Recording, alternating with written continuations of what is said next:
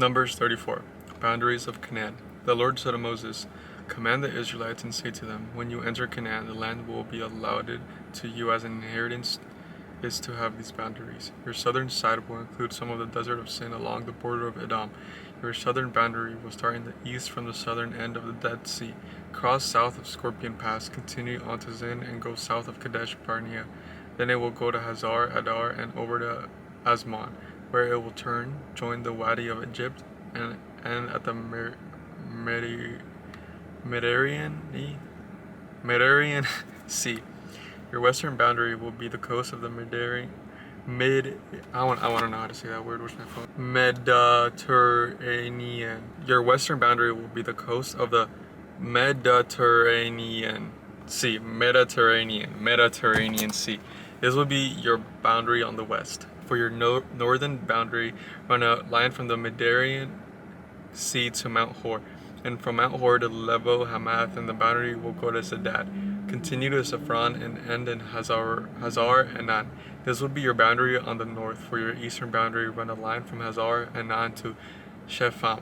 The boundary will go down from Shepham to Riblah on the east side of Anin, and continue along the slopes east of the Sea of Galilee.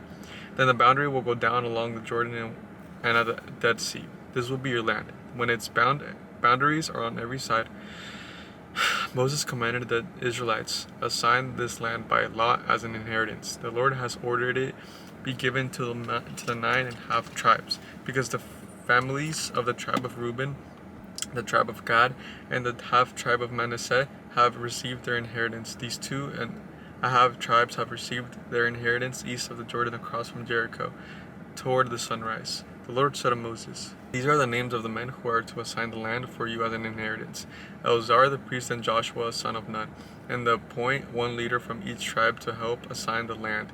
These are their names: Caleb son of Jephunneh from the tribe of Judah, Shemuel son of Ammihud from the tribe of Simon, Eldah son of Kislon from the tribe of Benjamin, Buki son of Jogli, the leader from the tribe of Dan." Bro, I thought it was freaking... Oh my gosh, I thought it was bleeding. Where did this even come from? Ahihud, son of Shilomi, the leader from the tribe of Asher, Pedadhel, son of Ammihud, the leader from the tribe of Naphtali.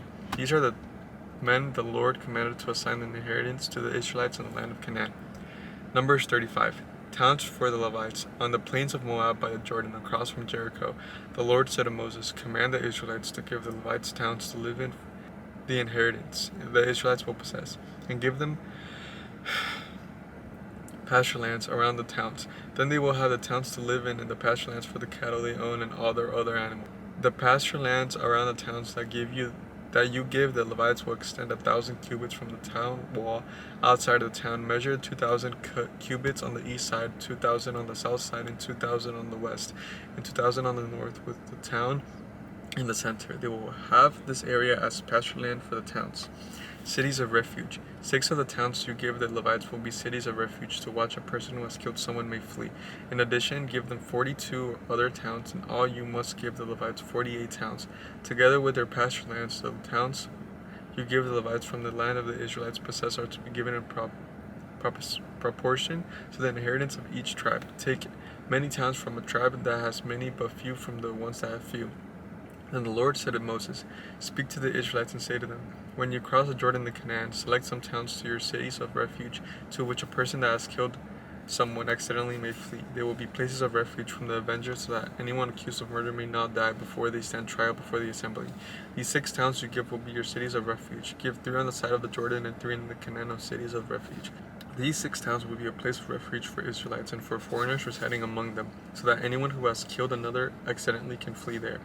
If anyone strikes someone a fatal blow with an iron object, the person is to murder. The murderer is to be put to death. Or if anyone is holding a stone and strikes someone a fatal blow with it, that person is a murderer. The murderer is to be put to death. Or if anyone is holding a wooden object and strikes someone a fatal blow with it, that person is to be a murderer. The murderer is to be put to death. The avenger of blood shall put the murderer to death. When the avengers come upon the murderer, the avenger shall put the murderer to death. If anyone with malice, if thought, shoves another or throws something at them intentionally so that they can die, or if out of enmity one person hits another with their fist so that the other one dies, the other person is to be put to death. The person is a murderer. The avenger of blood shall be put the murderer to death when they meet. But if without enmity, someone suddenly pushes another or throws something at them unintentionally, or without seeing them drops on them a stone heavy enough to kill them, then they die. Then since the other person was not an enemy and no harm was intended, the assembly must judge between the accused and the avenger of blood according to these regulations. The assembly must protect the one accused of murder from the avenger of blood and send the accused back to the city of refuge to which they led. The accused must stay here until the death of the high priest who was anointed with the holy oil. But if the accused ever goes outside the limits of the city of the refuge to which they fled, and the avenger of blood finds them outside the city, the avenger of blood may kill the accused without being guilty of murder. Then accused must stay in the city of refuge until the death of the high priest.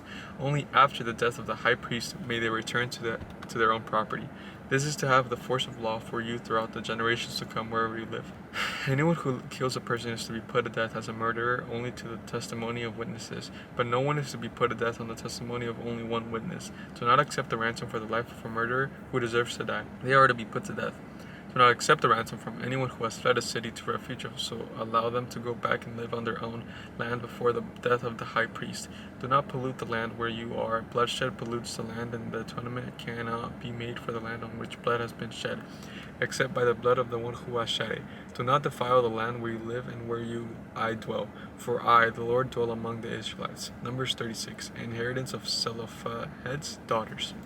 The family heads of the clan of Gilaz, son of Machri, the son of Manasseh, who were from the clans of the descendants of Joseph, came and spoke before Moses and the leaders, the heads of the Israelite families. They said, "When the Lord commanded my Lord to give them the land as an inheritance to the Israelites by law, he ordered you to give the inheritance of our brother Zelophehad to his daughters. Now suppose they marry men from Israelite tribes, then their inheritance will be taken from our ancestral inheritance and added to that of the tribe they marry into, so that part of the inheritance allotted to us will be taken away. When the year of Jubilee for the Israelites come, their inheritance will be added to that of the tribe in which they marry, and their property will be taken from the tribal inheritance of our ancestors."